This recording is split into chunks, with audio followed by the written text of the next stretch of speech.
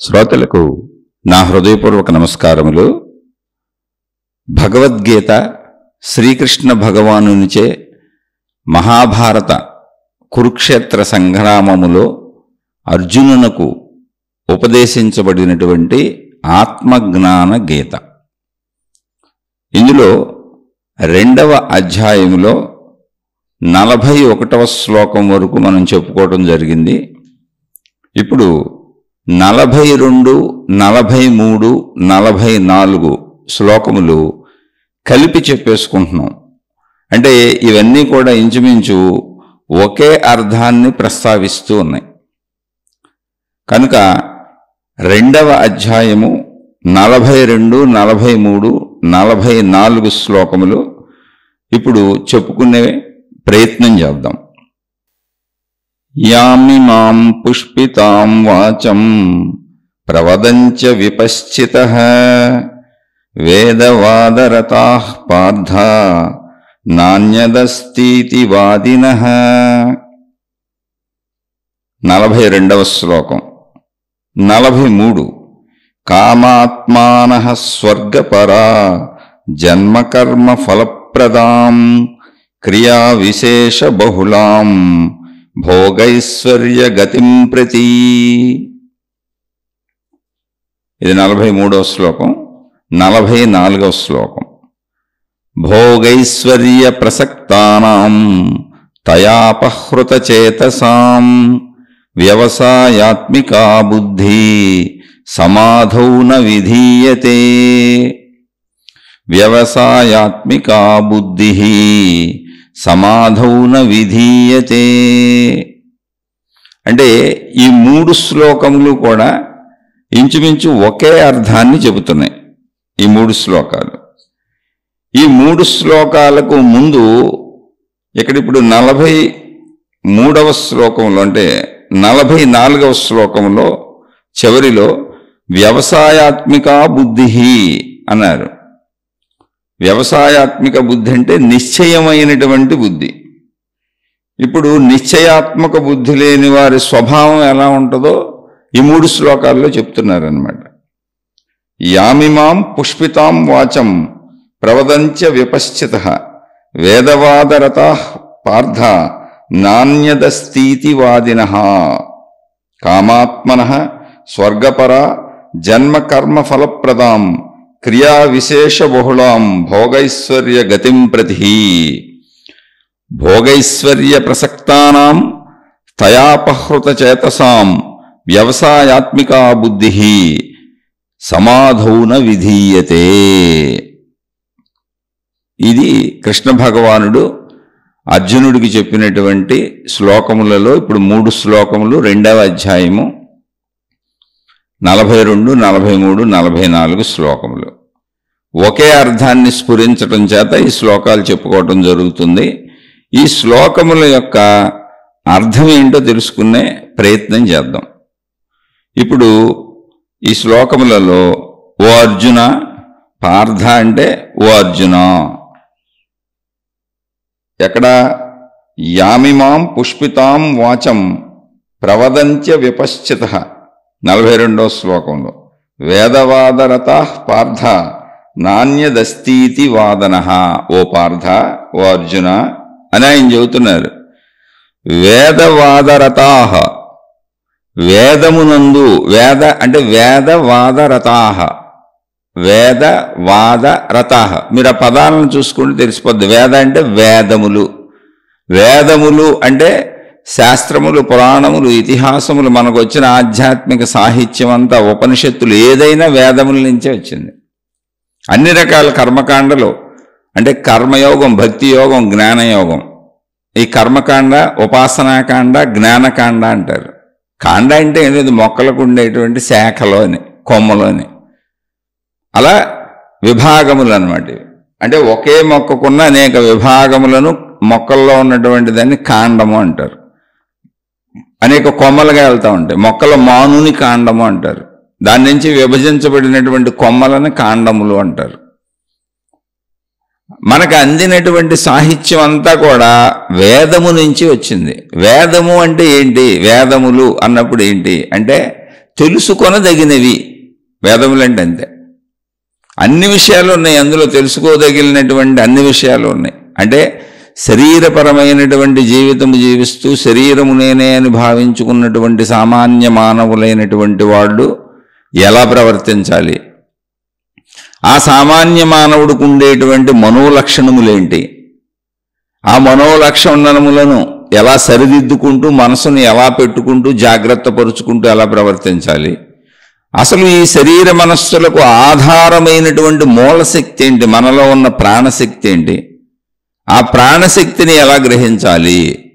ఇది అంటే కర్మకాండ అన్నప్పుడు శరీరము కర్మకు సంబంధించింది. కర్మకాండనే కర్మయోగము అంటారు. అంటే అసలు కదలకుండా పని చేయకుండా క్రియ లేకుండా శరీరం ఉండటం కుదరదు. ఒకవేళ మనం విశ్రాంతి తీసుకుంటున్నా నిద్రపోతున్నా కూడా లోపల శరీరం గుండు కొట్టుకుంటూనే ఉంటుంది, లోపల అవయవాలు పనిచేస్తూనే ఉంటాయి, గాలి పీల్చుకుంటూనే ఉంటాం.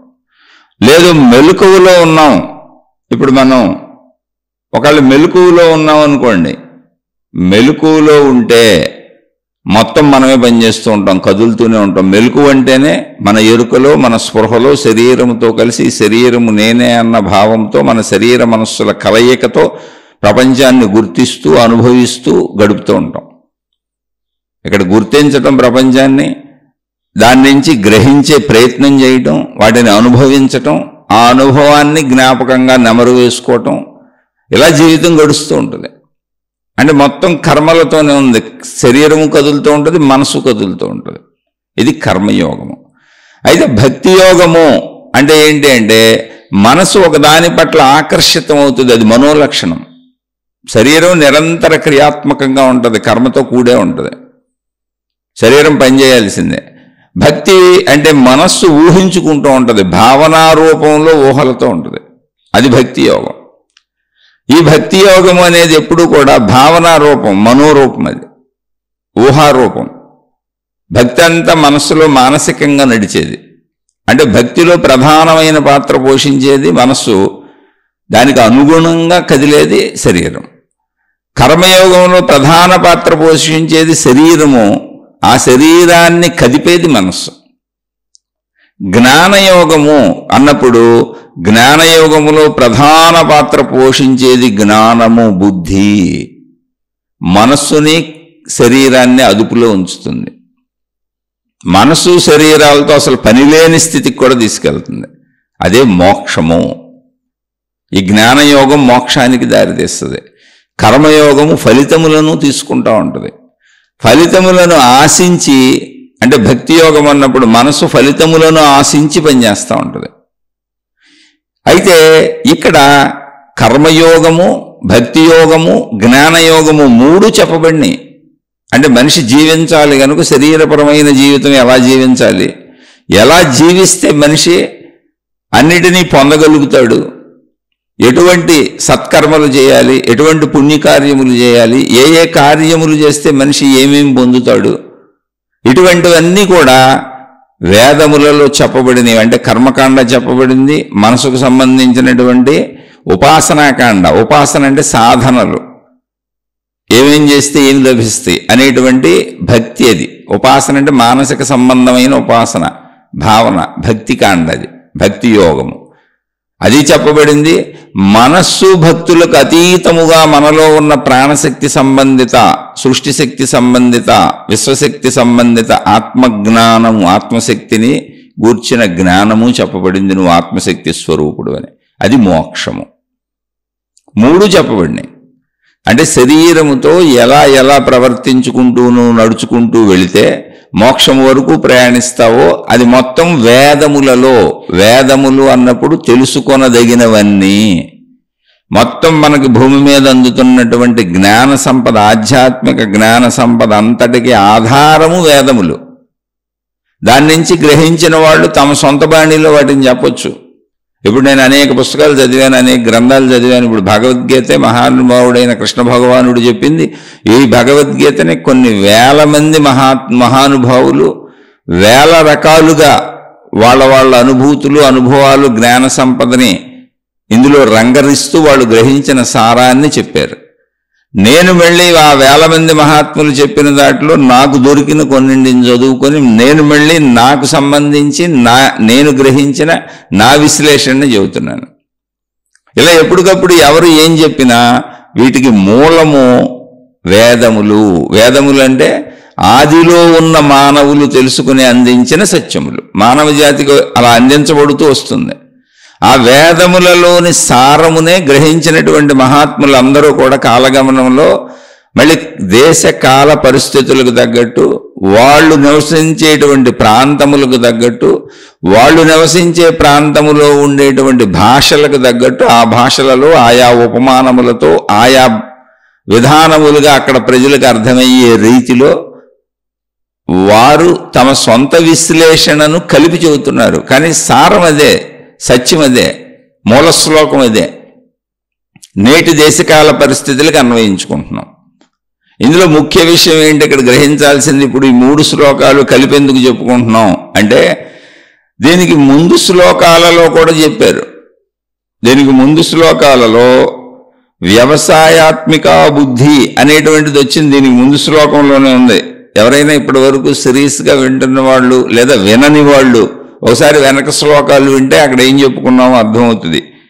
దీనికి ముందు శ్లోకం ఏంటి అంటే, ఓ అర్జున, కర్మయోగానుష్ఠానమున నిశ్చయమైనటువంటి బుద్ధితో కూడి ఎవరైతే ఉంటారో వారే ఏదైనా పొందగలుగుతారు.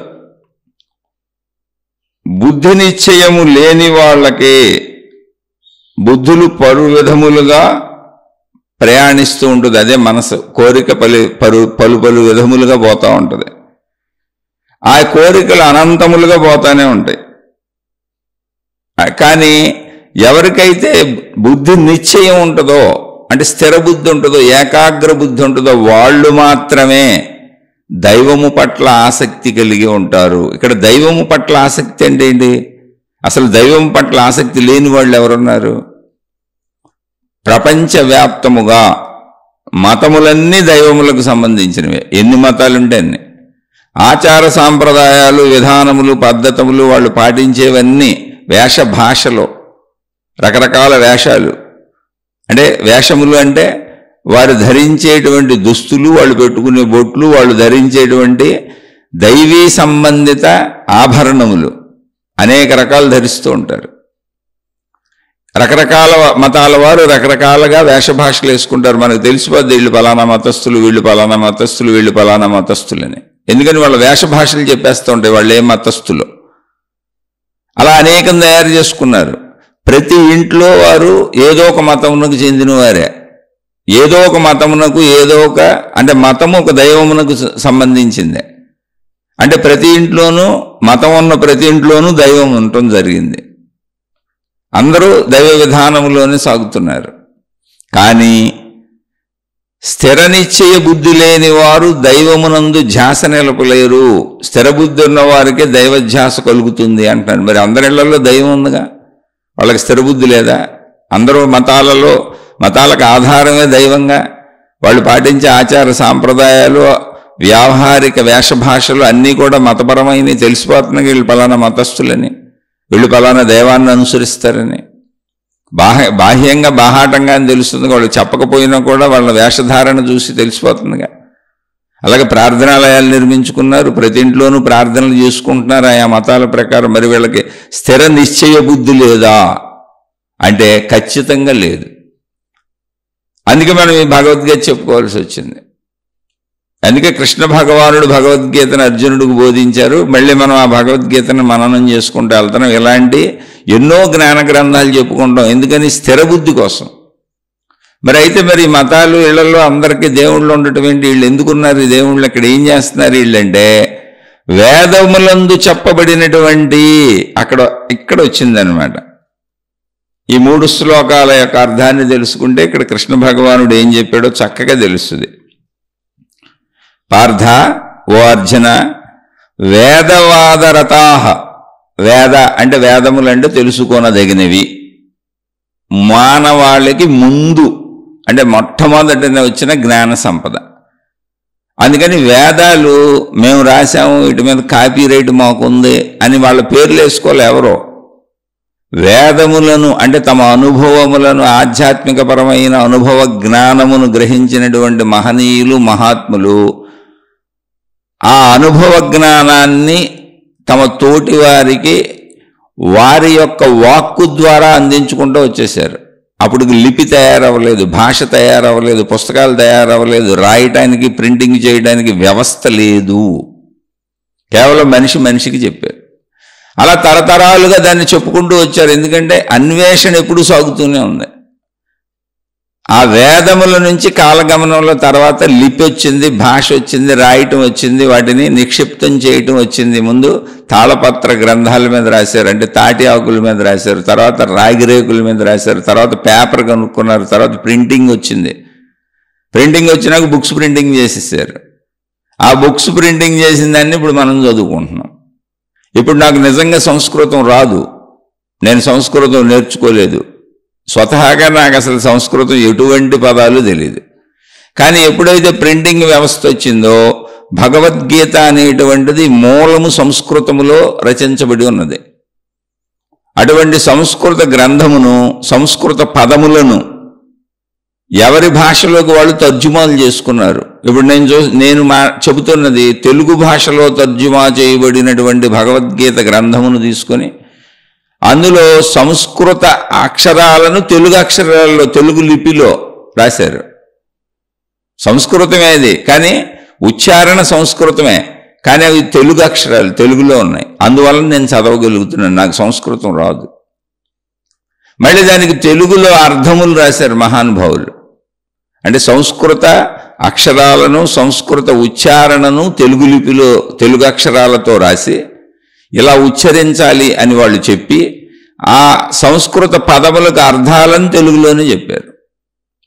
ఇక్కడ వేదవాద రతాహ అంటే ఆ పదాలను అర్థం చేసుకుంటే కొద్ది కొద్దిగా మనం గ్రహించుకుంటూ వెళ్తే మనకు అందులో తెలుగుకి దగ్గరగా కూడా ఉంటాయి. వేదములు అన్నప్పుడు తెలుసుకొనదగినవి.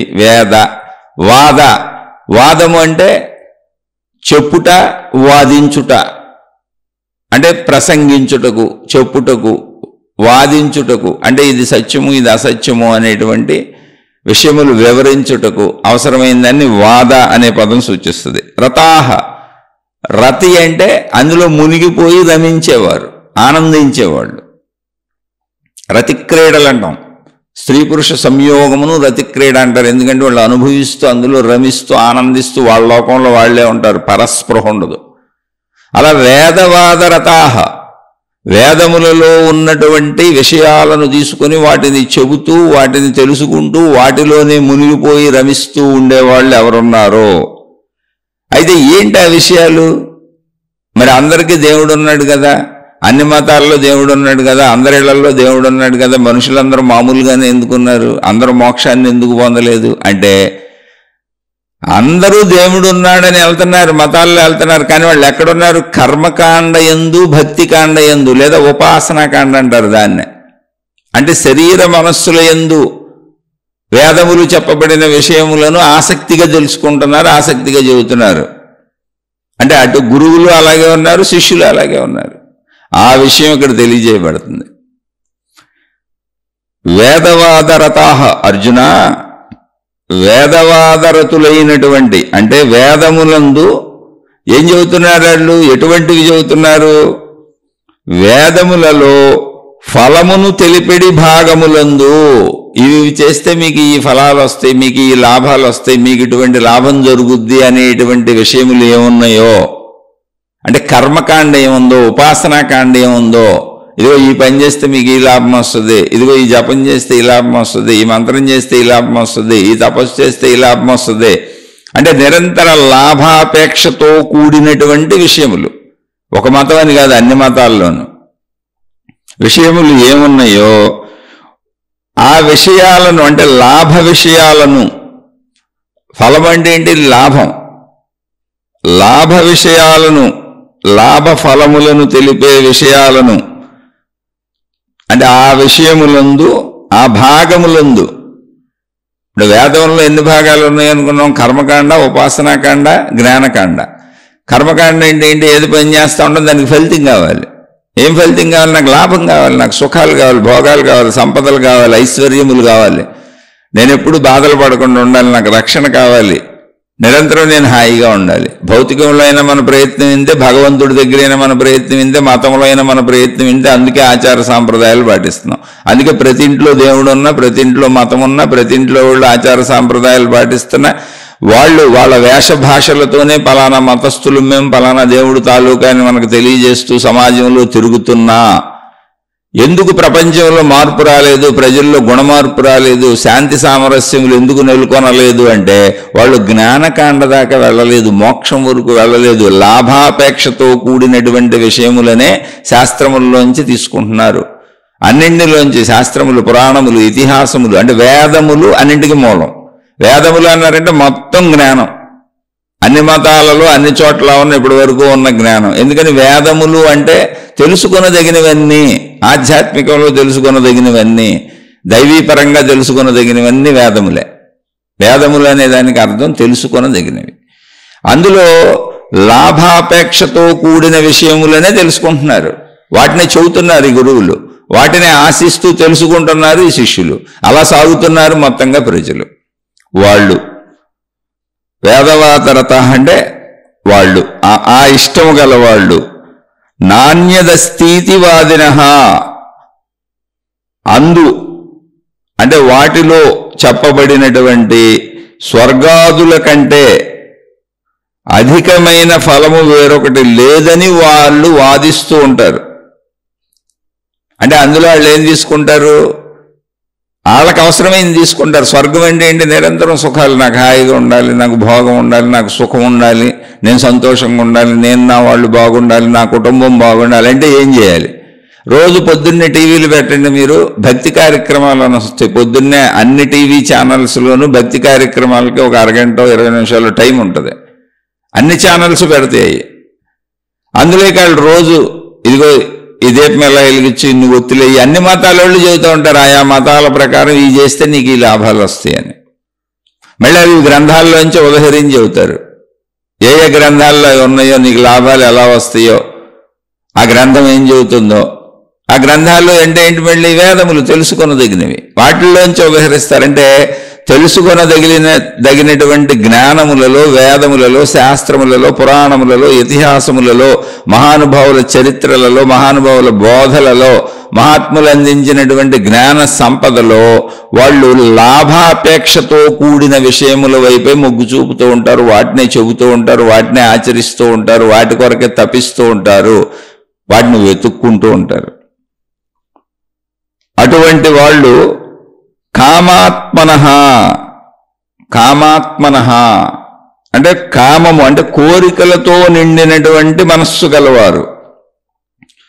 స్వర్గపరాహ స్వర్గమునందు ఆసక్తి కలవారు. స్వర్గం అంటే సుఖము,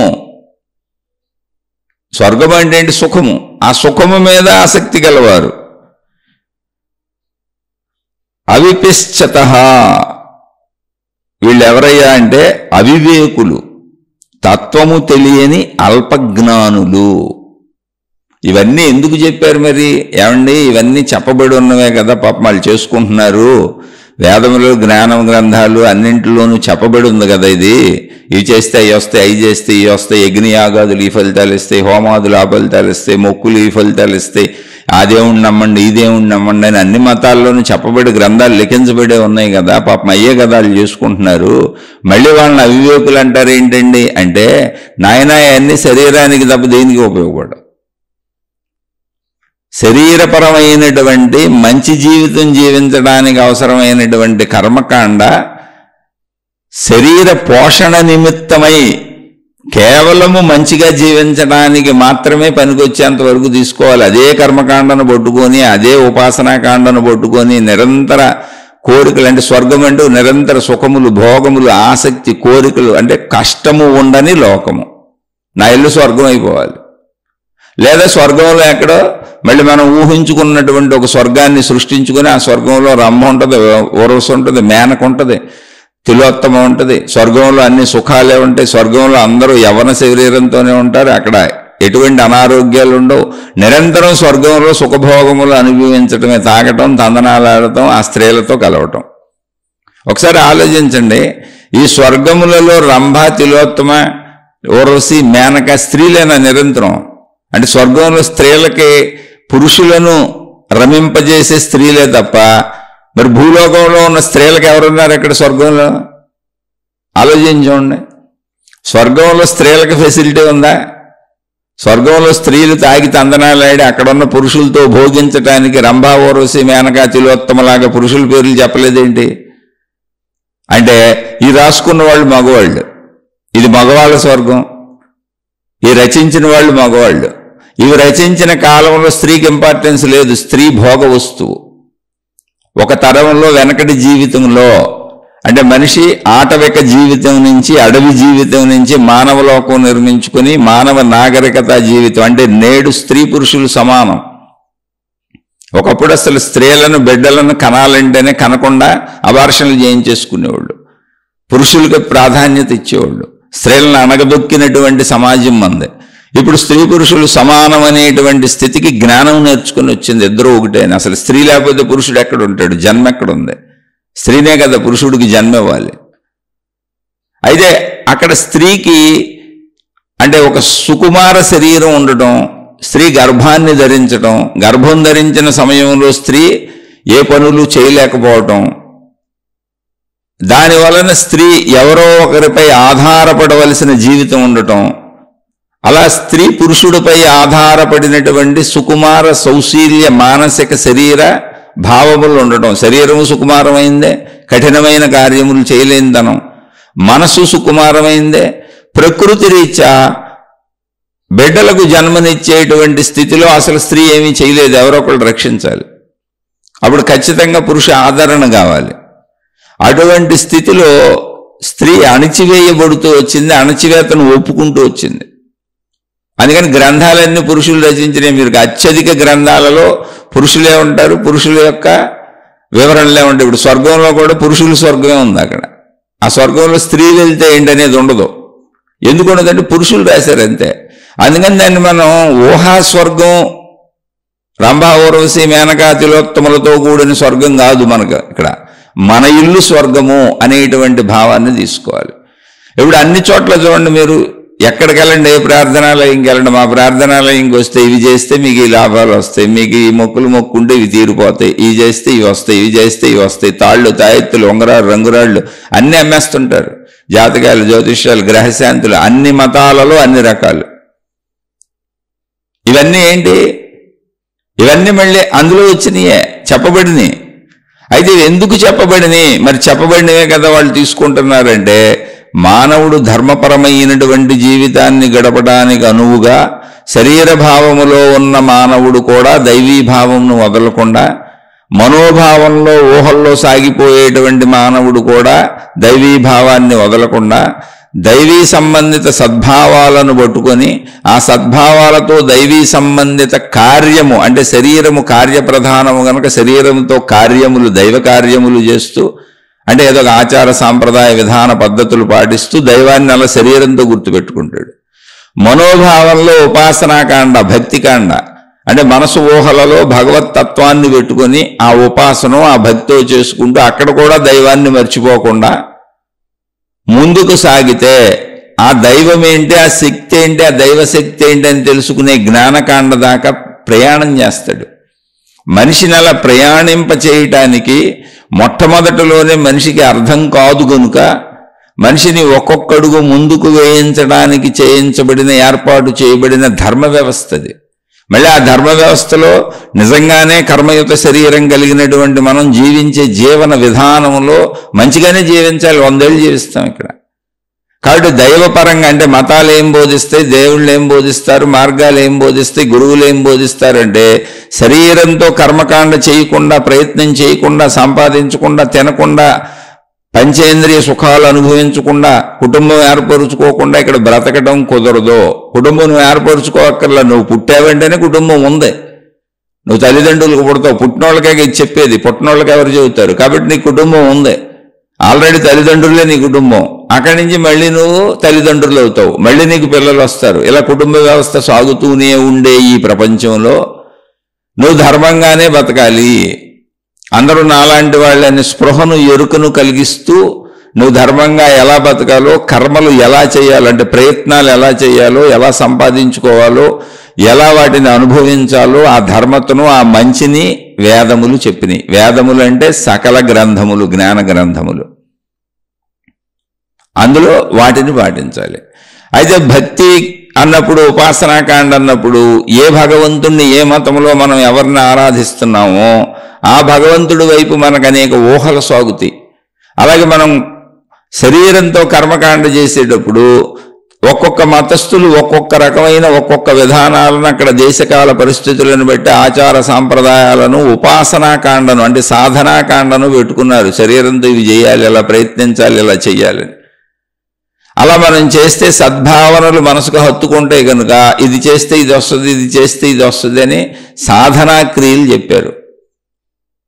వాటి ఫలితాలను చెప్పారు. అయ్యా ఈ ఫలితాలను పొందుతారు మీరు తదనుగ్రహం చేత ఇవన్నీ చేస్తేనే. అయితే అవన్నీ ఏంటి? శరీరపరమైన, భోగపరమైన, భౌతిక జీవితపరమైనటువంటి కోరికలకు సంబంధించినవి మాత్రమే. అది దాటితే కదా మోక్షం వరకు వెళ్ళేది. అది దాటటం కోసం ధర్మంగా ఉండటానికి చెప్పబడినటువంటి కర్మకాండ, ఉపాసనాకాండ లేక భక్తికాండ, కర్మయోగము భక్తి యోగమును మోక్షానికి చేరటానికి వాడుకోవాలి తప్ప దానినే నేను అన్నీ పొందటానికి, స్వర్గ సుఖములు అనుభవించడానికి, అంటే నా ఇంట్లో నేను కూర్చొని నా ఇల్లు స్వర్గములా ఉండిపోవడానికి ఆ దైవ సహాయం, ఆ మత సహాయం, అందులో ఉపాసనలుగా చెప్పబడినటువంటి అనేక విధముల సహాయం, అవి ఏదైనా కావచ్చు, ఎన్ని రకాలైన కావచ్చు, పూజలు కావచ్చు, అర్చనలు కావచ్చు, యజ్ఞాలు కావచ్చు, యాగాలు కావచ్చు, హోమాలు కావచ్చు, ప్రార్థనలు కావచ్చు, అన్ని మతాలలో ఉన్నటువంటి అన్ని విధానములు, దైవమును ఆరాధించే అన్ని ప్రార్థనా విధానములు, అన్ని సాధనా విధానములు చేసుకుంటే నాకు ఈ లాభములు వస్తాయి అనేటువంటి ఆసక్తితో చేసేవాళ్ళు, ఆ ఆసక్తిని ప్రోత్సహించేవాళ్ళు, వాటిని బోధించేవాళ్ళు అవివేకులు, తత్వము తెలియనటువంటి అల్పజ్ఞానులు. జన్మ కర్మ ఫలప్రదాం, జన్మమును కర్మమును దాని ఫలమును ఇచ్చునట్టియు.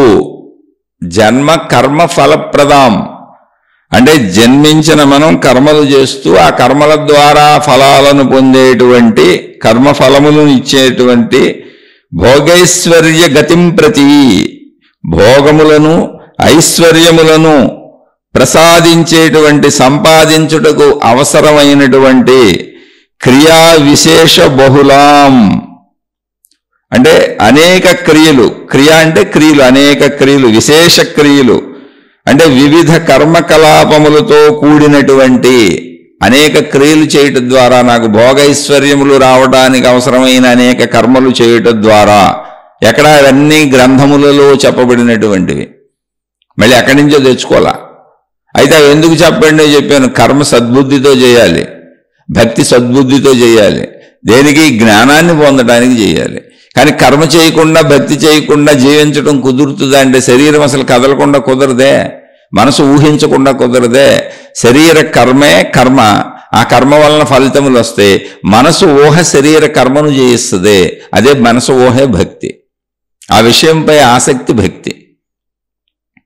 జాగ్రత్తగా గమనించాలి. అందుకని మనోశరీరములతో జన్మించిన మనం కర్మలు చేస్తూ, ఎటువంటి కర్మఫలములు కావాలి? నిరంతర భోగముతో కూడిన, ఐశ్వర్యములతో కూడిన, సంపాదనతో కూడిన, అంటే ఇవన్నీ సంపాదించడానికి అవసరమైనటువంటి క్రియా విశేష బహుళాం, వివిధ అంటే అనేక రకములైనటువంటి, బహుళాం అంటే అనేకమైనటువంటి బహుక్రియలు.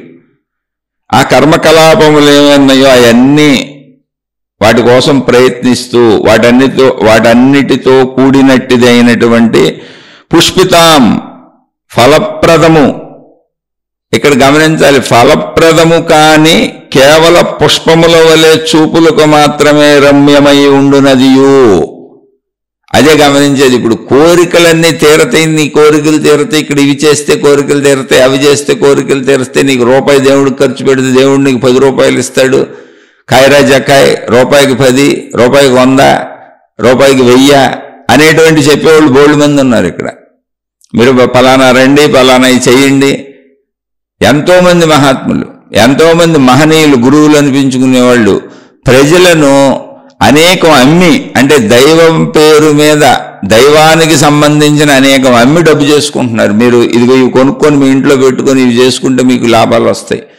ఇదిగో ఇది మీరు ఇక్కడ ఖర్చు పెడితే, నేను చెప్పిన చోట ఖర్చు పెడితే, ఇదిగో మా పద్ధతిలో ఖర్చు పెడితే, మా ప్రార్థనాలయంలో ఖర్చు పెడితే, మా సంస్థానంలో ఖర్చు పెడితే, మా ఆస్థానంలో ఖర్చు పెడితే, మేము చెప్పిన రీతిలో ఖర్చు పెడితే, మాకింత డబ్బులు ఇస్తే, మాకింత డొనేషన్లు ఇస్తే, మేము అమ్మే వస్తువులు కొనుక్కుంటే ఇవన్నీ మాకు పుణ్యాన్ని కలగజేస్తాయి అని వాళ్ళని భ్రమలకు భ్రాంతులకు గురి చేస్తారు. ఇంకా చాలా విషయాలు నేను చెప్పలేదు, ఎందుకంటే మతాలని మార్గాలని కించిపరిచినట్టు ఉంటుందని చెప్పట్లేదు. అది నేను చెప్పేది కాదు, ఇక్కడ చెబుతున్నారు. ఇవన్నీ పుష్పిస్తున్నట్టుగా కనపడతాయి. అంటే ఇవన్నీ చేస్తే నాకేదో వచ్చేస్తున్నట్టు కనపడుతుంది. ఏమొస్తుంది? భౌతికమే కదా అది. సంపదలు పెరగచ్చు, సంపదలు పెరిగితే ఏమవుతుంది? నువ్వు ఎంత లక్షాధికారైన లవణమన్నమే కానీ మెరుగు బంగారము మింగబోడు. లేదా ఏ అనారోగ్యాలు చేసినాయి, అనేక రకాలైనటువంటి నీకు తెలిసినటువంటి, నీ మతం చెప్పినటువంటి, నీ దేవుడు చెప్పినటువంటి, నీ గురువు చెప్పినటువంటి నీ విధానాలన్నీ పాటించుకొని ఆరోగ్య రక్షణ పొందే ప్రయత్నం చేద్దామని ప్రయత్నించావు. ఓకే, ఆరోగ్యం వచ్చింది అనుకుందాం, నువ్వు చనిపోకుండా ఉంటావా? వృద్ధాప్యం అనేదాన్ని తప్పించుకోగలవా? శరీర ఎదుగుదలను తరుగుదలను తప్పించుకోగలవా? అలా అని అనారోగ్యాలు బారిన పడమని నేను చెప్పట్లా. ముందు నుంచి జాగ్రత్తగా ఉంటే అసలు అనారోగ్యమే రాదు. అసలు నిజమైన ఐశ్వర్యవంతుడు ఎవరు అంటే తృప్తిగా ఉండేవాడు.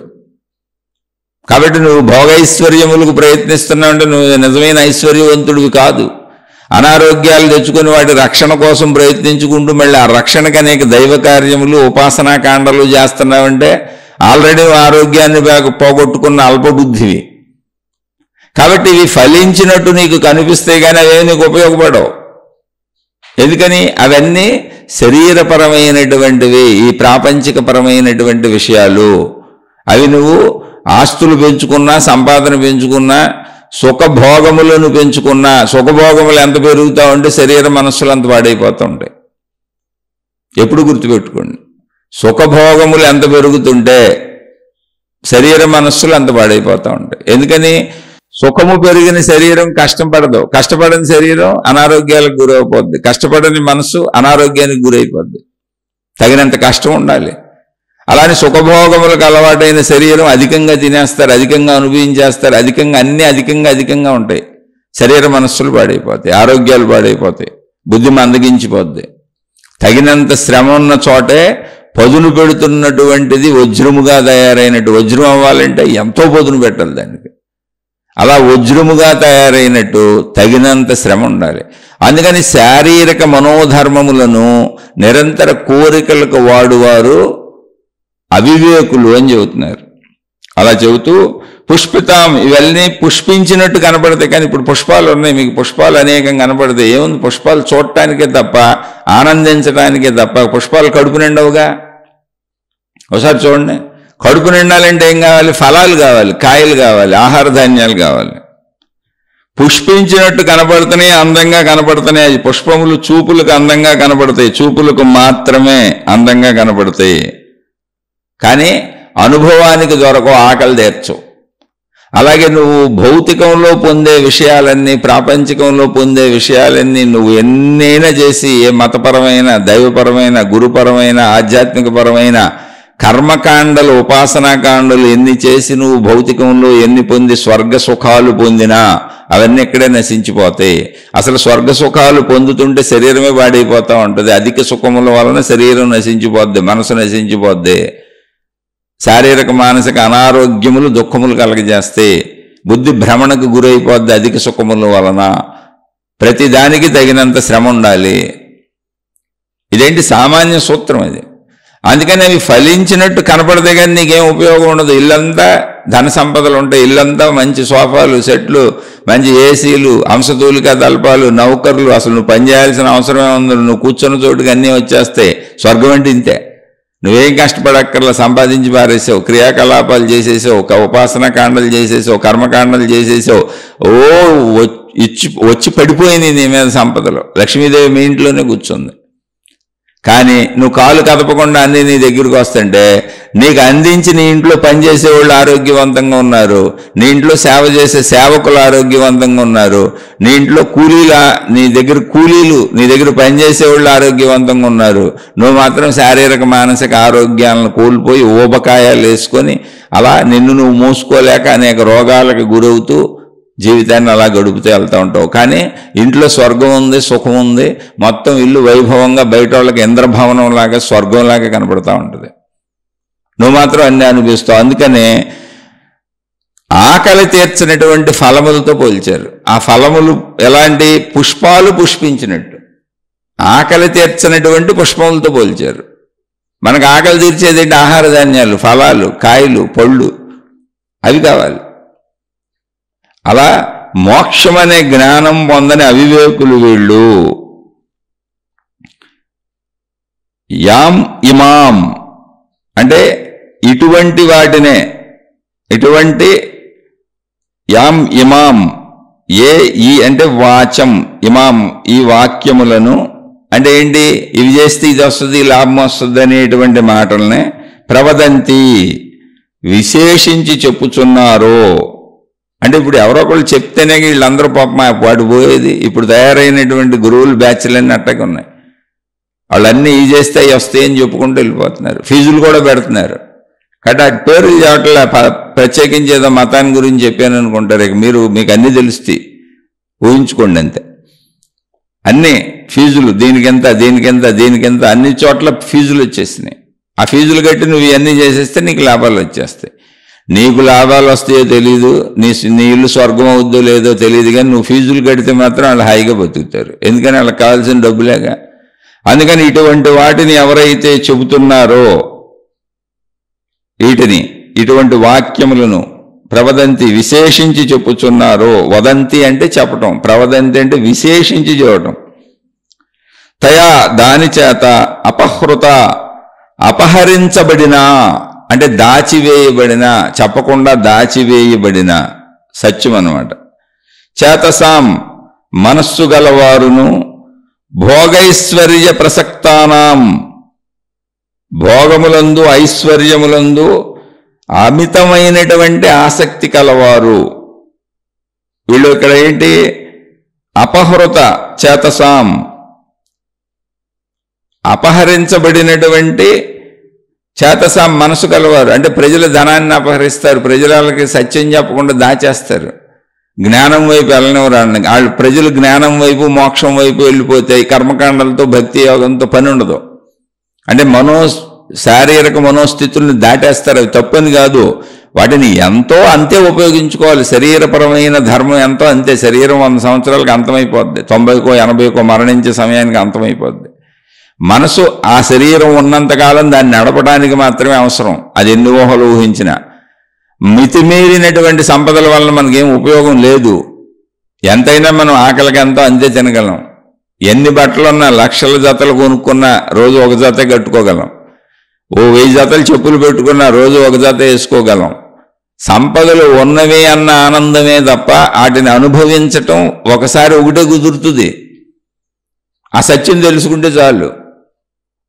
అందుకని దాన్ని అలా ఆ సత్యాన్ని తెలుసుకొని ఆ స్థితిని దాటేయాలి. శారీరక మానసిక స్థితులను తృప్తిపరుచుకొని అక్కడి నుంచి జ్ఞానస్థితికి వెళ్ళిపోవాలి. కానీ దాన్ని దాచేస్తారు, ఆ జ్ఞానస్థితిని దాచేస్తారు. భోగైశ్వర్యములందు ఆసక్తిని పెంచేటువంటివే చెబుతూ ఉంటారు. ఇటువంటి వారికి అంటే ఇవి చెప్పేవాళ్ళకి, ఇవి ఆశించే వాళ్ళకి, ఇవి ఆచరించే వాళ్ళకి, అటు చెప్పే గురువులు కానీ ఆచరించే శిష్యులు కానీ ఎవరైనా సరే, ఏ గురువులు అంటే మాతాజీలు అందరూ వస్తారు అందులోకి. అంటే ఇది చేస్తే నీకు ఈ లాభం వస్తుంది అని చెప్పి ఎవరైనా సరే, భౌతిక లాభాలను ఆధ్యాత్మిక మార్గంలో, భక్తి మార్గంలో, దైవ మార్గంలో నువ్వు పొందవచ్చు అని నీకు చెప్పే ఎవరైనా సరే, అటువంటి వారికి వ్యవసాయాత్మిక బుద్ధి, నిశ్చయమైన ఏకాగ్ర బుద్ధి, సమాధౌ అంటే సమాధి స్థితి అంటే ఏంటి? నేను అన్న ఎరుకను కూడా కోల్పోయినటువంటి నిశ్చయ స్థితి. అంటే గాఢ నిద్రాస్థితిలో మనకి నేనన్న ఎరుక ఉండదు. అలాగే సమాధి స్థితి అంటే ధ్యానములో, తపస్సులో మనిషి తన శరీరమును దాటి, మనస్సును దాటి, తన అంతరంగంలో ఉన్న ప్రాణశక్తిలోకి వెళ్ళిపోయి కూర్చుంటాడు. అలా ప్రాణశక్తిలోకి వెళ్ళిపోయినప్పుడు గాఢ నిద్రాస్థితిలో ఎలా అయితే నేనన్న ఎరుక లేదో, శరీర ఎరుక లేదో, మనో ఎరుక లేదో, నేనన్న భావన లేదో, అటువంటి స్థితి ప్రాప్తిస్తుంది సాధన చేయగా చేయగా చేయగా. అది సమాధి స్థితి. అంటే ఏంటి? నిద్రాస్థితి అయితే అది నిద్రలో, మెలకువలో అటువంటి నిద్రాస్థితి వస్తే సమాధి స్థితి. ఆ సమాధి నిష్ఠ అంటారు దాన్ని. న విధేయతే, అటువంటి స్థితి కలుగదు. అంటే తనను తాను మరిచిపోయి జ్ఞానములో ఉండి నేను అనంత ఆత్మశక్తిని అని భావించుకునేటువంటి జ్ఞానస్థితి కలగదు. సమాధి స్థితి అంటే ఏంటి? శరీర మనోభావాలను వదిలేసినటువంటి నేనన్న ఎరుక లేనటువంటి స్థితి. ఆ నిద్రలో మనకు అది లేదు. మెలకువలో సాధన చేత అక్కడికి ప్రయత్నించి వెళ్తాం. ఎందుకని? అయ్యా నువ్వు శరీరం కాదు, నువ్వు మనసు కాదు, దీన్ని దాటమని జ్ఞానం చెప్పుద్ది.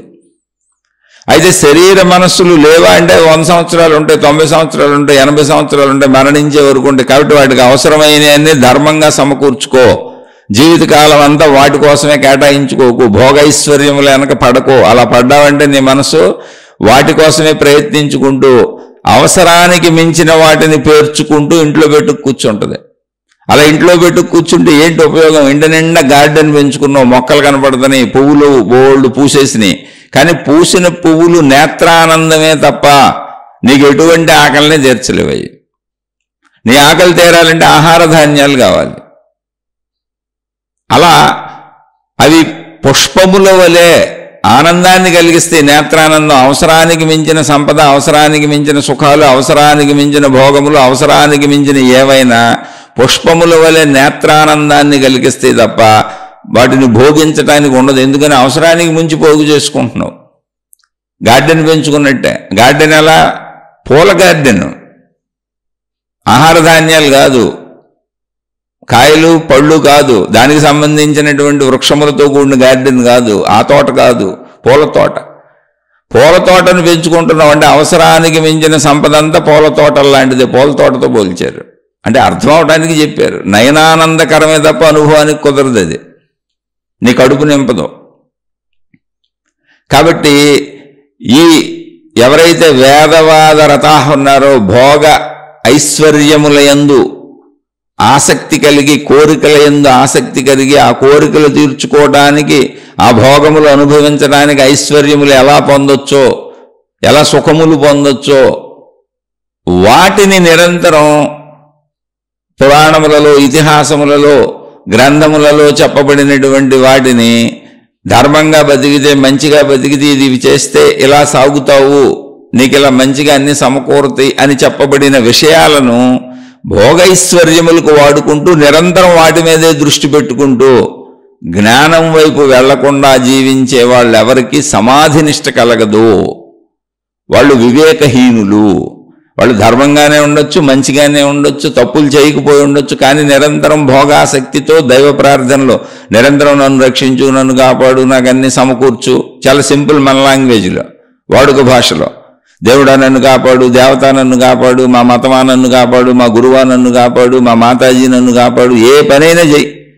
తాడు నన్ను కాపాడు, తాయెత్తు నన్ను కాపాడు, ఉంగరం నన్ను కాపాడు, రంగురాళ్ళు నన్ను కాపాడు, వాస్తు నన్ను కాపాడు, జాతకం నన్ను కాపాడు, జ్యోతిష్యం నన్ను కాపాడు, నా పేరులో పెట్టుకునే అక్షరాలు నన్ను కాపాడు, నిరంతరం నాకు మేలు చేయి, లాభం సుఖశాంతులు అని ఒక మతంలో, ఒక గురువుతో, ఒక మాతాజీతో, ఒక దేవుడితో, ఒక ఆచార సాంప్రదాయంతో సాగే వాళ్ళందరూ కూడా తమకు మించిన భోగైశ్వర్యములను, స్వర్గములను కోరుకునే వాళ్ళందరూ కూడా తమకు అవసరమే. అందుకే అవసరమైనంత వేదాల్లో చెప్పబడింది. వేదములంటే జ్ఞాన గ్రంథములు, దైవీపరంగా చెప్పబడింది. ఎంత అవసరార్థం మాత్రమే, శరీర అవసరార్థం మాత్రమే. శరీర అవసరార్థమైనప్పుడు మనసు శరీరముల కలయిక కనుక మనసు శరీరముల అవసరార్థములు మాత్రమే దాన్ని ఉపయోగించుకోవాలి. కాదు మొత్తం మనసు శరీరముల ధ్యాసలోనే, ఆ భోగముల ధ్యాసలోనే, ఐశ్వర్యముల ధ్యాసలోనే, సుఖభోగముల ధ్యాసలోనే జీవితం అంతా దాన్నే ఉపయోగించుకుంటే జీవితం వృధా అయిపోయింది. జ్ఞానం వైపు మనం వెళ్ళలేదు. అటువంటి వారికి భోగైశ్వర్యములందు ప్రీతి కలిగి, ఇదంతా నిజమే, ఇది గ్రంథాల్లో చెప్పబడి ఉంది, ఆ చెప్పబడిందే మేము చెబుతున్నాము, ఎన్ని ఒత్తులేసి ఏ నూనెసి ఏ నూనెతో మీరు దీపం వెలిగిస్తే మీకు ఏ మేలు జరుగుతుందో, ఏ ఏ కాలాల్లో ఏ నూనె వాడాలో, ఎన్ని ఒత్తులు వాడాలో, ఎన్ని దీపాలు వెలిగించాలో, ఆ దీపం ఏ వైపు పెట్టాలో, ఏ దిక్కులో పెట్టాలో, ఆ దీపం కింద ఉప్పు వేయాలో, కుంకుమ వేయాలో, పసుపు వేయాలో, ఇలా రకరకాలుగా మిరపకాయలు వేయాలో, చింతపండు వేయాలో, అనేకం. అంటే వెటకారం కాదు, ఇవన్నీ చెప్పబడుతున్నాయి. అవన్నీ శాస్త్రముల్లో ఉన్నాయని చెప్పబడుతున్నాయి. అనేక మంది, నేను ఇంకా కొన్ని మాత్రం చెప్పి వదిలేశాను, నేను ఎవరిని ప్రత్యేకించి చెప్పదలుచుకోవాలా. మీ మతాల్లో మీ విధానాల్లో ఎన్ని చెప్పబడుతున్నాయో, మీరు ఎన్ని వింటున్నారో, మీరు ఎన్ని పాటిస్తున్నారో ఇప్పుడున్న సోషల్ మీడియాలో చూసుకోండి. అన్ని దేవుడి పేరు మీదే చెప్పబడుతున్నాయి. రోజుకో దేవుడి పూజ ఎలా చేసుకోవాలో పూజలు నేర్చుకోండి అని చెబుతున్నారు. ఎందుకంటే మీకు ఈ లాభాలు వస్తాయని. ఈరోజు ఈ పూజ, ఈరోజు ఈ దేవుడు, ఈరోజు ఈ దేవుడు, ఆ రోజు ఆ దేవుడు. ఒరే నాయనా, అన్ని దైవస్వరూపాలకే ఆధారమైన శక్తి ఒకటే. అసలు దైవస్వరూపాలకే కాదు, అన్ని మతాలకు ఆధారమైన శక్తి ఒకటే. అసలు మతాలకే కాదు, అన్ని జ్ఞాన గ్రంథముల బోధలకు ఆధారమైన శక్తి ఒకటే. జ్ఞాన గ్రంథాలకే కాదు, అందరి గురువులకు, అందరు మాతాజీలకు ఆధారమై వాళ్ళు బోధిస్తున్నటువంటి జ్ఞాన సంపద ఏదుందో దానికి మూలమైన శక్తి ఒకటే. ఈ గురువులకి, ఈ జ్ఞాన గ్రంథాలకి, మత బోధలకి, మాతాజీలకే కాదు, మొత్తం సృష్టి యావత్తు ఉన్న మానవ జాతికి, వృక్ష జాతికి, జంతు జాతికి, గ్రహగోళములకు, విశ్వశక్తికి, విశ్వంలో ఉన్న సృష్టి మొత్తానికి కారణభూతమైన విశ్వశక్తి ఒకటే. ఆ విశ్వశక్తే, ఆ ప్రకృతి శక్తే, ఆ సృష్టి శక్తే. దాన్నే దైవము, దైవశక్తి అంటున్నాము. దాన్నే దైవము పేరుతో చెప్పుకుంటున్నాము, మతముల పేరుతో చెప్పుకుంటున్నాము, గురువుల పేర్లతో చెప్పుకుంటున్నాము, జ్ఞాన గ్రంథముల పేర్లతో చెప్పుకుంటున్నాము. ఆ శక్తే నీలో ఉన్న ప్రాణశక్తి. నువ్వే అనంత ఆత్మశక్తి. అదే నువ్వు తత్వమసి. అప్పుడు నీకు సమాధినిష్ట కలుగుతుంది. సమాధినిష్ట అంటే ఏంటి? సమాధినిష్ట అంటే ఇక్కడ మీరు అర్థం చేసుకోవలసింది ఉంది, శరీర మనస్సులను దాటినటువంటి జ్ఞానస్థితి. అంతే తప్ప నిద్రాస్థితిలాగా ఎరుకలేనటువంటి స్థితి కాదు అక్కడ సమాధి స్థితి అంటే. ధ్యానములో, తపస్సులో స్థిరబుద్ధి కలుగుతుంది. దేని యందు? నాలో ఉన్న ప్రాణశక్తి యందు. అదే దైవశక్తి, అదే నాలో ఉన్న దైవమందు. యావత్ సృష్టి మొత్తము వ్యాపించి ఉన్న ఏకదైవమందు. ఆ ఏకదైవమే ఏకశక్తి, అదే అనంత ఆత్మశక్తి. దానికి భిన్నమైన వాటిని వేదములలో, అంటే వేదములంటే మళ్ళీ చెబుతున్నా, జ్ఞాన గ్రంథములన్నింటిలో దానికి భిన్నమైనటువంటి భోగైశ్వర్య ప్రదాయములైనటువంటి సుఖభోగములను అందించేటువంటి, స్వర్గాదులను అందించేటువంటి వాక్యములు ఏమున్నాయో ఆ వాక్యములనే పట్టుకొని ప్రజలను నమ్మిస్తూ, ఇవే నిజమని వీటినే ఎక్కువ ప్రేరేపిస్తూ, వీటినే ఎక్కువ చెబుతూ, వీటికే ప్రజల్ని ఆకర్షితులను చేస్తూ, వీటికే వాళ్ళు ఆకర్షితులై సాగేటువంటి గురువులు కానీ, శిష్యులు కానీ, మతములు కానీ, గ్రంథములు కానీ, మార్గములు కానీ ఏవైనా అవివేకమైనటువంటివి. వారికి నిశ్చయాత్మక బుద్ధి లేదు. వారి సమాధినిష్టను పొందలేరు. సమాధినిష్ట అంటే శరీర మనస్సులను దాటలేరు. జ్ఞానస్థితిలోకి, ప్రాణశక్తి స్థితిలోకి ప్రవేశించలేరు. ఇది ఇక్కడ ఈ 3 శ్లోకాలలో కృష్ణ భగవానుడు అర్జునునికి చెప్పారు. నాయన, జ్ఞానస్థితికి చేరుకోవటానికి శరీర ధర్మాలను తప్పకుండా పాటించాలి. నీకు డబ్బు అవసరమే. ఎంత అవసరం? ఆహార ధాన్యములు వలె, తినడానికి అవసరమైనటువంటి ఫలముల వలె, నేను బ్రతకటానికి అవసరమైనటువంటి ఆహారము వలె అవి పండించుకోవాలి. నేను వాటిని వదిలేసి ఇంటి చుట్టూ గార్డెన్ పెంచేశాను, రోజు దానికోసం కష్టపడుతున్నాను, అబ్బో అద్భుతమైన పూల మొక్కలు పెంచుకుంటున్నాను, నయనానందకరమే తప్ప అవి నా ఆకలిని తీర్చవు, ఎవరి ఆకలిని తీర్చవు. అలాగే స్వర్గ సుఖములకు పాగులాడేవాళ్ళు, అంటే తృప్తికి, అవసరానికి మించి సంపాదించుకునేవాళ్ళు, అవసరానికి మించి భోగములు కోరుకునేవాళ్ళు, అవసరానికి మించి వెళ్ళేవాళ్ళు తప్పులు చేస్తారు, పొరపాట్లు చేస్తారు. జ్ఞాన గ్రంథాలలో చెప్పబడినటువంటి విషయాలనే తీసుకొని అవసరాలకు మించి సుఖభోగములకే పరిగెత్తేవాళ్ళు. అయినా ధర్మంగా బతకండి, మంచిగా బతకండి, ఎవరికి హాని చేయబాకండి, మీ ధర్మం మిమ్మల్ని కాపాడుతుంది, మిమ్మల్ని రక్షిస్తుంది, మీకు అన్ని సమకూరతాయి, సమకూరలేదు అనుకోబాకండి, ఉన్నదాంతో తృప్తి పడండి, ధర్మజీవనం, మంచి జీవనం మీకు అన్ని సమకూరుస్తుంది అనే విషయాన్ని అనేక రకములుగా, వందల వేల రకములుగా ఏ ఏ మతములలో ఆయా విధానములలో చెబుతూ ఉంటారు. అవన్నీ ఉపాసనాకాండలుగా ఉంటాయి, కర్మకాండలుగా ఉంటాయి. దాన్ని ఏం చేస్తారు? సుఖభోగములను పెంచుకోవడానికి, ఇంకా ఐశ్వర్యం పెంచుకోవడానికి, ఇంకా సుఖాలు పెంచుకోవడానికి, ఇంకా నా శరీర బలాన్ని పెంచుకోవడానికి, అలా అనేక రకాలుగా వాటిని ఉపయోగించుకొని వాటి కోసమే పాకులాడుతూ అవి నిజమని ప్రజలను నమ్మిస్తూ వాటి వైపు ప్రజల్ని ఆకర్షింపజేస్తూ వీళ్ళు సాగుతూ వాళ్ళనే ఆ మార్గాలలో సాగిస్తూ వెళ్ళే వాళ్ళందరూ అవివేకులు. ఒక జ్ఞానం వైపు, శరీర మనస్సులను దాటే జ్ఞానం వైపు ఎవరు సాగుతారో వాళ్లే వివేకవంతమైన వారు. ఈ సుఖభోగములకు ప్రయత్నించే వారికి సమాధి నిష్ట కలగదు, అంటే దైవధ్యాస కలగదు. దైవధ్యాస అంటే ఏంటి? నాలో ఉన్న ప్రాణశక్తియే దైవధ్యాస, విశ్వశక్తియే దైవము, సృష్టి శక్తియే దైవం. మళ్ళీ దైవం అంటే పరిమితంగా తీసుకొని మతము దైవము విధానం వెళ్ళకండి, అక్కడ కోరికలతోనే వెళ్తున్నాం. అక్కడ ఎలా వెళ్ళాలి? దైవాన్ని తెలుసుకోవాలి.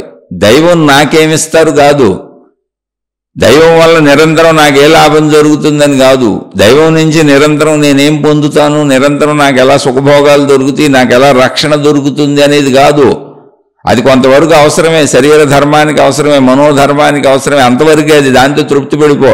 ఇప్పుడు ఈ దైవం ఎవరో తెలుసుకునే ప్రయత్నించే, అది జ్ఞానము. అక్కడ దైవధ్యాస అంటే అది. దైవమందు నిశ్చయ బుద్ధి కలగాలి, నీ యందు కాదు. నీ యందు కోరికల యందు నిశ్చయ బుద్ధి చేత నువ్వు దైవాన్ని ఆశ్రయించావు కాదు. దైవమందు నిశ్చయ బుద్ధి కలగాలి, దైవధ్యాస కలగాలి. అది సమాధి నిష్టకి తీసుకెళ్తుంది. దైవాన్ని తెలుసుకునే ప్రయత్నం చేయాలి. మిగిలిన వాళ్ళందరూ కూడా, అంటే దైవాన్ని తమ స్వార్థానికి, తమ సుఖాలకి, తమ భోగాలకి, తమ ఐశ్వర్యానికి వినియోగించుకునే వాళ్ళందరూ కూడా దైవమును, దైవ జ్ఞానమును, దైవ గ్రంథములలో బోధించబడినటువంటి ఆచార సాంప్రదాయములను, విధి విధానములను, ఉపాసనాకాండను, కర్మకాండను తమ కోసం ఉపయోగించుకొని, తమ స్వర్గ సుఖముల కోసం ఉపయోగించుకునే వాళ్ళందరూ కూడా అవివేకులు, అజ్ఞానులు. వారికి దైవ ధ్యాస కలగదు, సమాధి నిష్ట కలగదు. అంటే శరీర మనోభావములను దాటి ప్రాణశక్తిలోకి, వారిలోనే ఉన్న ప్రాణశక్తిలోకి ప్రవేశించేటువంటి స్థితి ఎప్పటికీ కలగదు. అదే మోక్షము. ఆ మోక్ష స్థితి కలగదు, ఆత్మసాక్షాత్కారం కలగదు అని నిశ్చయముగా చెబుతున్నారు. ఎందుకని? ఈ భగవద్గీత అంతా ఆత్మజ్ఞాన గీత గనుక. ఒక మనిషి యొక్క అంతిమ స్వరూపం ఏంటి అంటే, అయ్యా నేను అనంత ఆత్మస్వరూపుడునన్న భావన నాకు స్థిరపడుటయే అంతిమము, అదే మోక్షము. ఆ వైపు నడిపిస్తున్నారు గనక కృష్ణ భగవానుడు తాను అనంత ఆత్మస్వరూపుడునని వారు నిశ్చయముగా మనకు తెలియజేస్తూ అదే భావనలో ఉన్నారు గనుక ఆ భావనలోకి సాగడానికి, ఆ సత్యములోకి సాగడానికి అడ్డుపడుతున్న అవసరమైన అన్ని విషయాలను తెలియజేస్తున్నారు. అందుకని మీరు మన మతాలలోనే, మన శాస్త్రాలలోనే, మన గ్రంథాల్లోనే, మన గురువులతోనే, మన దేవుళ్లతోనే, మన విధానాలతోనే, మన ఆచార సాంప్రదాయాలతోనే, మన జ్ఞాన సంపదతోనే మననే అందులో ఇరికించేసుకుంటున్నాం. ఇది సత్యమైన సుఖభోగాల్లో కాదు, ఇరుక్కుపోయాం, ఆ జైల్లోకి వెళ్ళిపోయాం, స్వర్గం అనే జైల్లోకి వెళ్ళిపోతున్నాం. దాన్ని మంచి పేరు పెట్టుకొని స్వర్గం అనే జైల్లోకి వెళ్ళిపోతున్నాం. స్వర్గం కూడా జైలే. అందుకే పాపము ఇనప సంకెళ్ళు, పుణ్యము బంగారపు సంకెళ్ళు అని చెప్పారు మహాత్ములు. పుణ్యం కూడా సంకెళ్ళే, ఏమైంది? బంగారపు సంకెళ్ళు. అవి కూడా అనుభవించడానికే పెట్టుకున్నావు, నువ్వు బంధాలే వదలలేవు. అధిక ధనం పోగేసుకున్నావు, వదలలేవు. అధిక సుఖాలు పోగేసుకున్నావు, వదలలేవు. అధిక భోగాలు సమకూర్చుకున్నావు, అవి భోగించడానికి ఇక్కడ ఉండాలనిపిస్తుంది నీకు. పాపము పుణ్యము రెండు ఒకటే, కానీ సంఖ్యల కలర్ మారింది. అవి ఇనప సంఖ్యళ్ళు, మొరటుగా ఉన్నాయి. ఇది బంగారపు సంఖ్యళ్ళు, మెరుస్తూ అందంగా ఆభరణాల్లా కనపడుతున్నాయి, కానీ సంఖ్యళ్ళే. అందుకని బంగారపు సంఖ్యళ్ళు వేసుకోకండి. ఏం వేసుకోవాలి? జ్ఞాన సంఖ్యళ్ళు వేసుకోండి, ఆత్మజ్ఞాన సంఖ్యళ్ళు వేసుకోండి. అవి సంఖ్యళ్ళు కాదు, సంఖ్యలను ఛేదించి అనంత ఆత్మశక్తిలో లీనం చేసే ఆత్మజ్ఞాన గుళికలు కలిసిపోతారు. ఆత్మజ్ఞానంలో, సర్వవ్యాపకంలో, అనంత ఆత్మశక్తిలో, విశ్వశక్తిలో, దైవశక్తిలో, ప్రకృతి శక్తిలో, సృష్టి శక్తిలో లీనమైపోతారు. ఆ లీనతే సమాధి స్థితి. అక్కడ దేహభావన, మనోభావన ఎగిరిపోతాయి. అయితే ఎగిరిపోతే మరి నాకు దేహం ఉంది కదండి, మనసు ఉంది కదండి, ఎగిరిపోతే ఎలాగంటే దేహం చనిపోద్దిగా, తర్వాత అయినా ఎగిరిపోద్దిగా. దేహం ఎగిరిపోతే మనసు ఎగిరిపోద్దిగా, మరణం తథ్యంగా. అందుకని మరణం వచ్చే లోపల శరీర మనోస్థితులను దాటి నేను శక్తిని అనేటువంటి నా నిజస్థితిని నేను ఇక్కడ తెలుసుకోవాలి. అది జీవన్ముక్త స్థితి. ఆ జీవన్ముక్త స్థితి సమాధినిష్ట, అది దైవధ్యాస. ఆ స్థితి కలగాలి. అది దానికోసం ప్రయత్నించని వాళ్ళందరూ, అంటే దానికోసం మతాన్ని, గురువుని, జ్ఞాన గ్రంథాలని, మతాలలో జ్ఞాన గ్రంథాలలో చెప్పబడిన ఉపాసనాకాండని, కర్మకాండని మోక్షము కోసం ఉపయోగించుకోని వాళ్ళందరూ అవివేకులు అని అద్భుతంగా కృష్ణ భగవానుడు ఈ 3 శ్లోకాల్లో తెలియజేశారు. అర్థం చేసుకోండి. కృష్ణ భగవానుడు అర్జునుడి పేరుతో చెప్పిన, అర్జునుడు అన్నప్పుడు అర్థం చేసుకోండి, అర్జునుడు అంటే ఆర్జించవలసిన అవసరం ఉన్నవాడు. ఆర్జించవలసిన అవసరం అంటే ఏంటి? ప్రయత్నము చేసి ఆర్జించుకోవలసిన అవసరం ఉన్న ప్రతివాడు అర్జునుడే. అంటే శరీరం ఉన్న ప్రతివాడు అర్జునుడే. మనందరం అర్జునులమే. మనకు ఆర్జన అవసరం, ప్రయత్నం చేయాలి, ఆర్జించాలి, అది భుజించాలి. ఆర్జించటం అంటే సంపాదించటం, డబ్బు తెచ్చుకోవాలి, దాంతో మనకు కావలసినవన్నీ కొనుక్కోవాలి. ఇక్కడ బతకాలంటే శరీరం ఆహారం ఇవ్వాలి, పంచేంద్రియ సుఖాలు ఇవ్వాలి, కట్టుకోవాలి, ఉండడానికి వసతి కావాలి, వీటన్నిటి కోసం ఆర్జించాలి. ఆర్జించవలసిన అవసరం ఉన్న ప్రతివాడు అర్జునుడే. ఆ అర్జునుడు ఎలా ఉండాలి, ఎలా ఆర్జించాలి అనేటువంటి దాన్ని కృష్ణ భగవానుడు బోధిస్తున్నారు. నాయన, సుఖభోగంలో ఇరుక్కుపోబాక, ఆర్జనల్లో ఇరుక్కుపోబాక, శరీరానికి సరిపోయినంత పెట్టుకో చాలు. ఎందుకు ఎక్కువ నువ్వు ఒకవేళ సంపాదించుకున్నా ఇక్కడ వదిలిపెట్టి వెళ్ళిపోతావు, మరణం తప్పదు. భోగాలు పెంచుకున్నా, సుఖాలు పెంచుకున్నా, వస్తువులు పెంచుకున్నా, నీకు అవసరమైన వాటికంటే 100,000,000,000 రెట్లు సంపాదించుకున్నా అన్నీ వదిలిపెట్టి వెళ్ళిపోతావు. కానీ నిన్ను ఎప్పుడూ వదలంది ఒకటే ఉంది, అది నీ నిజస్వరూపమైనటువంటి అనంత ఆత్మశక్తి. ఆ జ్ఞానాన్ని తెలుసుకో. శరీరం బతకడానికి అవసరమైనంత పొందు, మనసు నిలబడటానికి అవసరమైనంత తెలుసుకో. అంత అవసరమైనంత మనసు శరీరములు నిలబడడానికి అవసరమైనంత కర్మకాండ, ఉపాసనాకాండ చేసుకో. కర్మయోగము, భక్తి యోగము చేసుకో. అక్కడి నుంచి జ్ఞానయోగంలో గెలుపో. నేను అనంతాత్మశక్తి నన్న ఎరుకను పొందు. అప్పుడు నీకు మరణము లేదన్న సత్యము నీకు తెలుస్తుంది. నేను శరీరము కాదు, మనస్సు కాదు, ఏదైతే విశ్వశక్తి ఉన్నదో, ప్రకృతి శక్తి ఉన్నదో, దైవశక్తి ఉన్నదో, దేన్ని నేను దైవం అని భావిస్తున్నానో ఆ శక్తిని నేనే అని ఆ శక్తిలో నువ్వు లీనమైపోతావు. నాకు మరణము లేదని నిశ్చయముగా, ధైర్యముగా, హాయిగా, భయము లేకుండా సుఖశాంతులతో బతుకుతావు.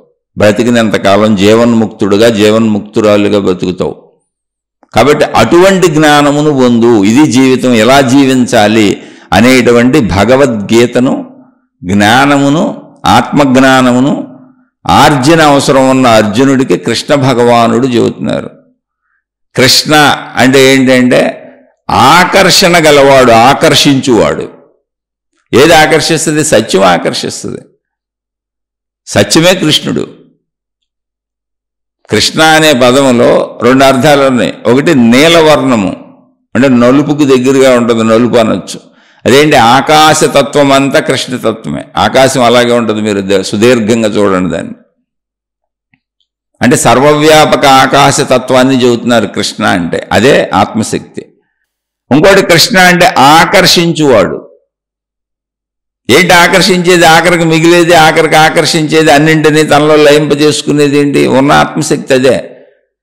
ఎవరు ఎన్ని రకాలుగా బయట ఇంద్రియ ఆకర్షణలకు తిరిగినా శాశ్వత ఆకర్షణ ఏంటంటే మోక్షమే. అందరూ అందులో కలిసిపోవాల్సిందే. ఇప్పుడు మనం అనంత ఆత్మశక్తిగానే ఉన్నాం, కానీ శరీరం అని భావించుకుంటున్నాం. ఎప్పటికైనా నేను అనంత ఆత్మశక్తిని అని తెలుసుకోవాల్సిందే, లక్షల కోట్ల జన్మలు ఎత్తిన. కాబట్టి ఆ అనంత ఆత్మశక్తి ఎరుకను పొందినటువంటి ఆ అనంత ఆత్మశక్తి స్వరూపమైనటువంటి కృష్ణ అంటే ఆకాశ స్వరూపమైనటువంటి అనంత ఆత్మశక్తి స్వరూపమైనటువంటి సత్య ఆకర్షణ అయినటువంటి సత్య అనంత ఆకర్షణ అయినటువంటి కృష్ణ తత్వము శరీర భ్రాంతిలో ఉన్న అర్జున తత్వానికి చేసిన బోధ ఇది. అయ్యా, వచ్చి కృష్ణతత్వంలో కలిసిపో, ఆకాశతత్వంలో కలిసిపో, అదే మోక్షం, అదే ఆత్మజ్ఞానం. శరీరంలో సుఖభోగముల కోసం నిరంతరం ఆర్జించుకుంటూ అందులోనే ఇమిడిపోబాక. అలా ఇమిడిపోయే వాళ్ళందరూ అవివేకులు, మూర్ఖులు. వాళ్ళు కూడా మతాలని, దైవాలని, జ్ఞాన గ్రంథాలని, అందులో చెప్పబడినటువంటి విషయాలను, సుఖభోగములకు పదే పదే అవే నిజమని అందులో ఉన్న జ్ఞానమును వదిలేసి వాటినే పట్టుకెళ్లాడుతున్నారు. వాటినే పట్టుకొని నిజం గ్రంథాల్లో ఉన్నాయని ప్రజల్ని నమ్మిస్తున్నారు.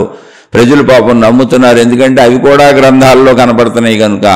కానీ అవి జీవితంలో ఎంతవరకు వాడుకోవాలో అంతవరకు వాడుకొని వాటిని వదిలేసి వెళ్ళిపోవాలి నాయన, ముందుకు వెళ్ళిపోవాలి అని కృష్ణ తత్వము చెబుతుంది, ఆకాశ తత్వము చెబుతుంది, సర్వవ్యాపక సత్య ఆకర్షణ అనేటువంటి ఆత్మశక్తి తత్వం చెబుతుంది. అదే శ్రీకృష్ణ తత్వం. ఎవరికి చెబుతుంది? ఆర్జన అవసరం ఉన్న అర్జునుడికి చెబుతుంది. అర్జున అంటే ఆర్జన అవసరం ఉన్న మనందరం అర్జునులమే. ఆలోచించి చూడండి. అర్థమైతే అర్థం చేసుకొని హాయిగా ముందుకు సాగే ప్రయత్నం చేయండి. ఇది ఆధ్యాత్మిక చదువు, ఆత్మజ్ఞాన చదువుగా దీన్ని చెప్పుకుంటున్నాం. ఎంతోమంది మహనీయులు మహాత్ములు భగవద్గీతని అనాదిగా చెబుతూ వచ్చారు. ద్వాపర యుగంలో అంటే 5150 సంవత్సరాలు అయి ఉండొచ్చు సుమారుగా. ఇప్పటికి కొద్దిగా నేను అటు ఇటుగా చెప్పు ఉండొచ్చు. అప్పుడు చెప్పబడినటువంటి ఈ గ్రంథము అప్పటి నుంచి ఇప్పటి వరకు అనేక మంది మహాత్ముల చేత అనేక భాషలలో అనేక రకాలుగా తర్జుమాలు చేయబడి అనేక వ్యాఖ్యానములతో చెప్పబడి ఉంది. తెలుగులోనే కొన్ని వందల వేల వ్యాఖ్యానాలు ఉన్నాయి. మళ్ళీ నేను చెప్పవలసిన అవసరం లేదు. అందుకని కొద్దిగా చెబుతూ నేను ఆధ్యాత్మిక చదువు, ఆత్మజ్ఞాన చదువు అని నిత్య జీవితంలో ఆచరించుకోవడానికి అవసరమైన విషయాలు సామాన్య వాడుక భాషలో సామాన్యులకు అర్థమయ్యేలా రోజువారీ జీవితంలో ఎవరైనా అడిగిన ప్రశ్నలకి సమాధానాలు చెప్పుకుంటూ వెళ్తున్నాను. అంటే సమాధానాలు అంటే నాకు తెలుసని కాదు, కొంచెం నాకు తెలిసిన వివరణ విశ్లేషణ అంతే. అయితే చాలామంది అయ్యా మీరు భగవద్గీతను చెప్పండి అని అడిగితే మొదట చెప్పడం మొదలు పెట్టాను. తర్వాత చాలామంది మహాత్ములు చెప్పింది మళ్ళీ నేను చెప్పటం ఎందుకు, అంతకంటే గొప్పగా నేను చెప్పలేను కదా, అసలు నాకు సంస్కృతమే రాదు కదా. మహాత్ములు ఎంతో గొప్పగా చెప్పారు, ఎందరెందరో మహాత్ములు చెప్పారు, అన్ని భాషల్లోకి తర్జుమాలు అయి ఉన్నాయి. ఇప్పుడు కూడా ఎంతోమంది మహాత్ములు అవి చెబుతూ ప్రచారం చేస్తున్నారు. ఆ మహాత్ముల పాద ధూళికి కూడా నేను సరిపోను, అసలు సంస్కృతమే రాని నేను మళ్ళీ అది చెప్పటం ఎందుకని అప్పుడప్పుడు ఆగిపోతున్నాను. ఇలా ఆగిపోయినప్పుడల్లా మళ్ళీ కొంతమంది అడుగుతున్నారు, అయ్యా బాగుంది చెప్పండి, మా జీవితంలో ఆచరించుకుంటూ వెళుతున్నాము, జీవితానికి అన్వయించి చెబుతున్నారు, కొద్దిగా చెప్పండి. ఎంతమంది చెప్పినా, ఎంతమంది మహాత్ములు చెప్పినా మీరు చెప్పండి కొద్దిగా, మాకు మళ్ళీ మననం చేసుకోవడానికి బాగుంది. ఆధ్యాత్మిక చదువుగా ఆత్మజ్ఞాన చదువులుగా ఈ మార్గంలో మీరు చెప్పినవి వేరే వింటూ వెళుతున్నాం కనుక దీనిని కూడా వింటూ వెళ్తాం చెప్పండి అని అడుగుతున్నారు. అందుకని మళ్ళీ ఆ ప్రయత్నం చేస్తున్నాను తప్ప భగవద్గీతను ఇంతకుముందు చెప్పినటువంటి ఏ మహాత్ముడు చెప్పిన స్థాయిలోనూ నేను చెప్పలేను. ఎందుకంటే అసలు నాకు సంస్కృతమే రాదని నేను ముందే చెబుతున్నాను. ఏ మహాత్ముడు భగవద్గీతను ఏ ఏ భాషల్లో ఎన్ని రకాలుగా వివరించారో వారి పాద ధూళికి కూడా నేను సరిపోను. వాళ్ళు సంస్కృతం నేర్చుకొని అవన్నీ చదువుకొని ఆ సంస్కృత భాషని వాళ్ళ భాషల్లోకి తెచ్చుకొని హృదయాలలో నింపుకొని చెప్పారు ఆ మహాత్ములు. నేను ఆ మహాత్ములు చెప్పిన దాంట్లోంచి సారాన్ని నేర్చుకొని మీకు చెబుతున్నాను. కాబట్టి ఈ భగవద్గీతకు సంబంధించింది ఏదైనా దీనికి అనేక వ్యాఖ్యానములు చెప్పినటువంటి ఆ మహనీయులకే ఈ జ్ఞాన సంపద చెందుతుంది. ఇది నా జ్ఞానము కాదు. ఇందులో ఏమైనా పొరపాట్లు చెప్పి ఉంటే అది నా జ్ఞానము, నా అహంకారము. ఇందులో చెప్పబడినటువంటి మంచి విషయములు ఏమన్నా, ఇందులో జ్ఞానం మీకేమర్థమైనా అది పూర్వపు మహాత్ములు చెప్పినటువంటి వాళ్ళ జ్ఞాన సంపదే. ఇది నాకు సంబంధించిన జ్ఞానం కాదు, నేను వాళ్ళ దగ్గర నుంచి పొందిందే మీకు చెప్పాను. సహజంగా నేను అనేక మంది మహాత్ములు చెప్పినటువంటి గ్రంథాలను ముట్టుకొని చెప్పాలని అనుకోవట్లా. మొదలు పెట్టాను, అనేక మంది అడిగితే కానీ వాటిని ఆపేస్తున్నాను. శంకరాచార్యులు వారి ఆత్మబోధ కొంత చెప్పాను, ఆపేశాను. ఎందుకంటే అనేక మంది మహాత్ములు నాకంటే గొప్పవాళ్ళు, చదువుకున్న వాళ్ళు, ఎంతో ప్రజ్ఞాపాఠవములు గలవాళ్ళు చెబుతున్నారు. మళ్ళీ నేను వెళ్ళి చెప్పేదేముంది? అందుకని నేను ఎవరైనా అడిగిన ప్రశ్నలకు సమాధానాలు చెబుతున్నాను. అది కూడా వాడుక భాషలో, పామర భాషలో మాత్రమే నేను చెప్పగలను, గొప్పగా నేను చెప్పలేను. నాది సాధారణమైన వాడుక భాష, పామర భాష. నా జ్ఞానమే పామర జ్ఞానం. అలా యోగ వాసిష్టం మొదలుపెట్టాను, అడిగారని మొదలుపెట్టాను. ఎందుకంటే ఇవన్నీ నేను గతంలో చదువుకున్నాను. అయితే ఎంతోమంది చెబుతున్నారు, కానీ ఎవరో కొంతమంది శ్రోతలు ఆసక్తితో అడుగుతున్నారు కనుక చెప్పే ప్రయత్నం చేస్తున్నాను. వీలున్నప్పుడు వీటిని కూడా కొద్ది కొద్దిగా మీరు ఎవరైనా అడిగితే అడిగినప్పుడు కొద్ది కొద్దిగా చెప్పుకుంటూ వెళ్తాను. నా ఎక్కువ ప్రాధాన్యత మాత్రం రోజువారీ జీవితంలో జీవించే వాళ్ళకు వచ్చేటువంటి సందేహాలు, ప్రశ్నలు ఏమున్నాయో వాటిని విశ్లేషించుకుంటూ మన అంతరంగంలోకి మనకు వెళ్ళటానికి అవసరమైనటువంటి వాటికే ప్రాధాన్యత ఇస్తాను. అయితే ఇవి ప్రాధాన్యత లేనివి అంటే కానే కాదు, అసలు వీటి నుంచే నేను కూడా నేర్చుకున్నాను. ఇవి అద్భుతమైనవి, సామాన్యమైనవి కాదు ఈ గ్రంథాలన్నీ కూడా. అయితే వీటిని అనేక మంది మహాత్ములు అనేక భాషల్లో చెప్పారు, ఇప్పుడు చెబుతున్నారు వాళ్ళు పండితులు అందులో. నేను పామరుణ్ణి, అందుకని నేను పామర భాషలో ప్రశ్నలకు సమాధానాలు ఏమన్నా విశ్లేషణగా చెప్పగలనా అని ప్రయత్నిస్తున్నాను. విషయాన్ని అర్థం చేసుకోండి. కాదు ఈ మొదలుపెట్టినవి చెప్పండి అని మీరు అడిగితే చెప్పే ప్రయత్నం తప్పకుండా చేస్తాను. శుభమస్తు. మీకు మీ కుటుంబ సభ్యులకు మేలు చేకూరుగాక. మరలా మరొక కొత్త శ్లోకాలతో కలుసుకుందాం. ఇప్పుడు మనం చెప్పుకున్నది భగవద్గీత 2వ అధ్యాయము 3 శ్లోకములు ఒకేసారి చెప్పుకున్నాం. 42, 43, 44. తదుపరి శ్లోకంతో మళ్ళీ కలుసుకుందాం. శుభమస్తు.